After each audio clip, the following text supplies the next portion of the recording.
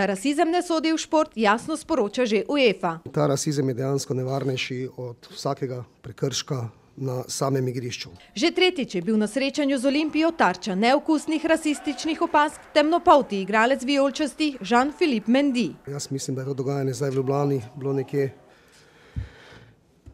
pa bom sicer malo grob, vrh primitivizma in stanja duha posameznikov. Vijoličasti smo v Ljubljani doživeli podlost, tako Ban. Neprimernih opazk je bil Filip deležen celo od trenerja gostiteljev. Ki je učitelj, pedagog, vzor, mentor, vodnik.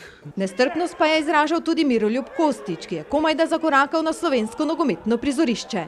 Pa že nekako sramoti prvenstvo, torej našo ligo z žaljivkami, ki po moje največ povedo o njemu samim. Jean-Philippe Mendy sicer do konca preiskave Nogometne zveze Slovenije ne bo dajal izjav, kljub neljubim dogodkom pa iz mariborskega kluba sporočajo, da bodo ljubljansko ekipo na prihodnjih tekmah sprejeli spoštljivo.